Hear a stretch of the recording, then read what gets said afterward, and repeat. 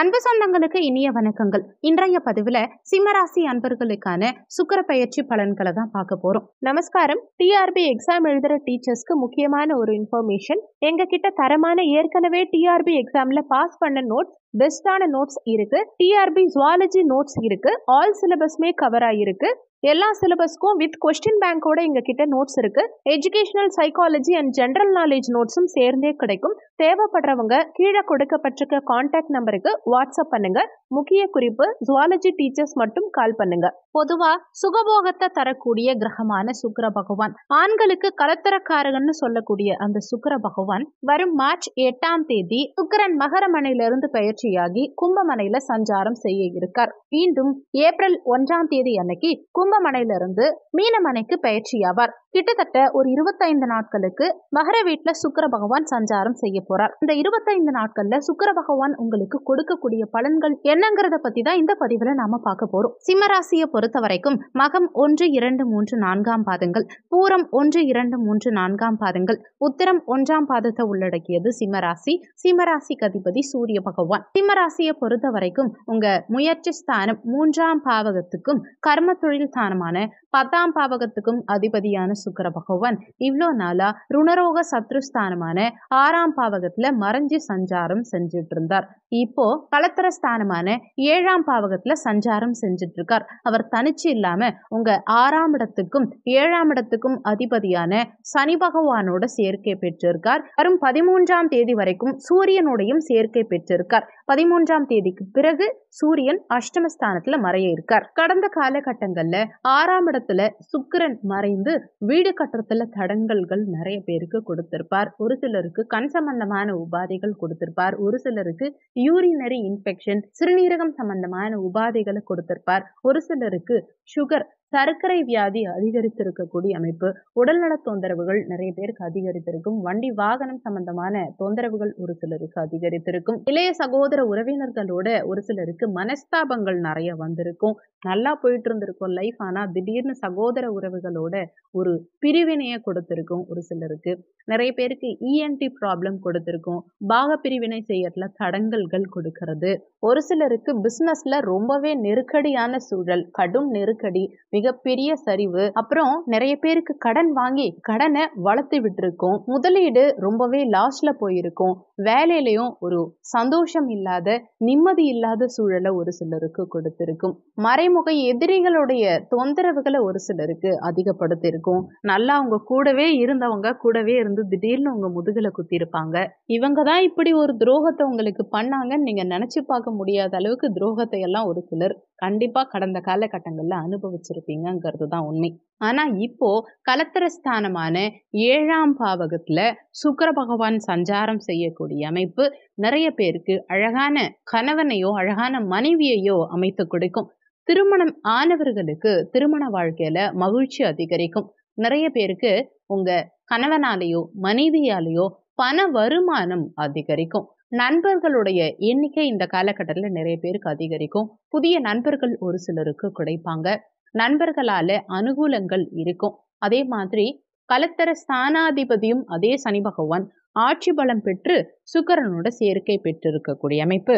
உங்களை காட்டிலும் இந்த அமைப்பு உங்க கணவனுக்கோ அல்லது உங்க மனைவிக்கோ அதிர்ஷ்டத்தை உண்டாக்கக்கூடிய அமைப்பு. உங்க பேச்சுனால உங்க கணவனையோ மனைவியையோ கவரக்கூடிய அளவுக்கு உங்க பேச்சு சிறப்பா இருக்கும்.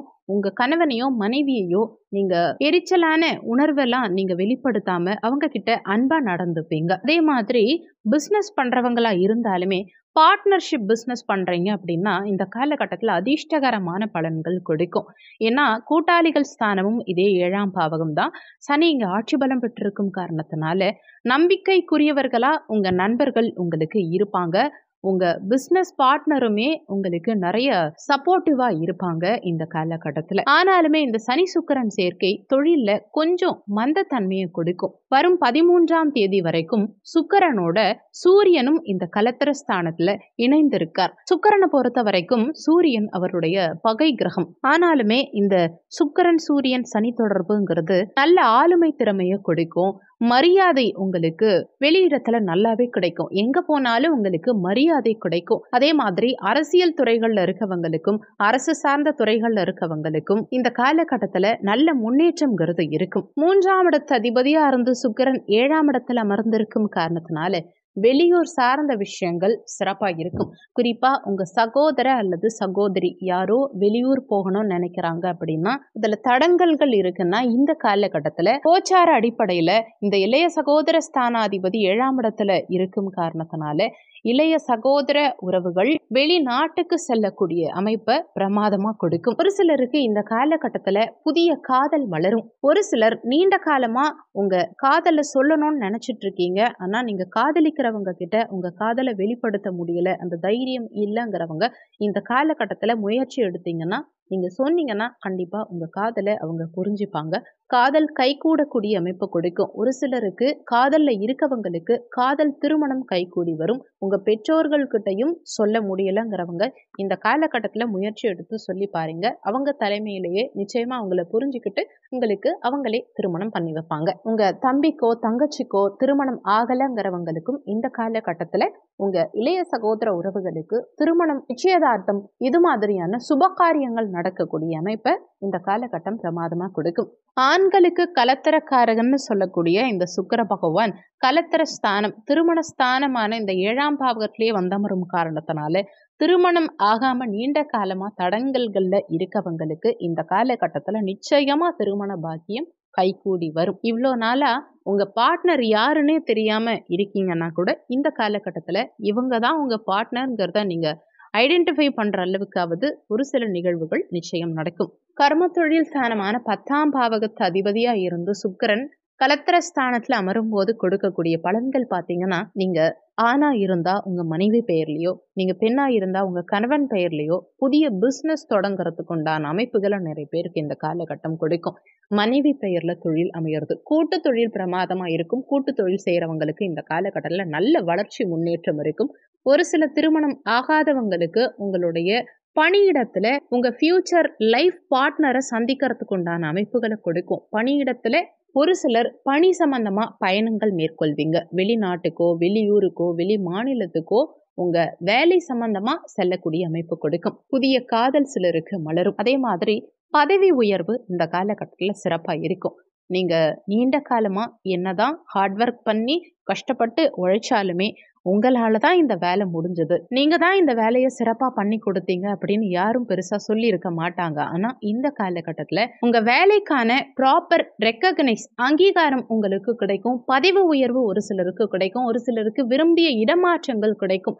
இருக்கிற இடத்துல இருந்து வேற இடத்துக்கு இடமாற்றம் பண்ணணும்னு நினைக்கிறீங்கன்னா தொழில் சம்பந்தமாவோ வேலை சம்பந்தமாவோ இடமாற்றம் சாதகமாகும். அரேஞ்ச் மேரேஜ் பண்றவங்க இந்த காலகட்டத்துல உங்க லைஃப் பார்ட்னரை மீட் பண்றீங்க அப்படின்னா, பெண்ணா இருந்தாலும் சரி ஆணா இருந்தாலும் சரி, உங்க லைஃப் பார்ட்னருக்கு நிஜமாவே உங்களை பிடிச்சிருக்காங்கிறத ஒரு முறைக்கு இருமுறை கன்ஃபார்ம் பண்ணிக்கிட்டு கல்யாணத்துக்கு ஓகே சொல்றது இந்த காலகட்டத்தில் உங்களுக்கு நல்லது. இரும்பு சம்பந்தமான தொழில் செய்யறவங்க, ரியல் எஸ்டேட் பிசினஸ் பண்றவங்க, உணவு சம்பந்தமான தொழில் செய்யறவங்க, டெக்ஸ்டைல் ஷாப் சம்பந்தமான பிசினஸ் பண்றவங்க, இனிப்பு பண்டங்கள் பலகாரங்கள் ஹோட்டல் பிசினஸ் பண்றவங்க, விவசாயம் பண்றவங்க, பசு வளர்க்கிறது, காளான் பண்ணை வைக்கிறது, இந்த மாதிரியான துறைகள்ல இருக்கவங்களுக்கு இந்த காலகட்டத்தில் நல்ல வளர்ச்சி முன்னேற்றம்ங்கிறது இருக்கும். ஆக மொத்தம் பார்க்கும்போது இந்த சுக்கிரனுடைய பயிற்சி உங்களுக்கு சிறப்பான பயிற்சியா தான் இருக்கும். பெரிய அளவுல சுக்கிரனால இந்த காலகட்டத்துல உங்களுக்கு தொந்தரவுகள் எதுவும் இருக்காதுங்கிறது தான் உண்மை. சுக்கிரனால இன்னமும் சிறப்பு பலன்கள் கிடைக்கணும்னு நினைக்கிறவங்க இந்த மாதத்துல வரக்கூடிய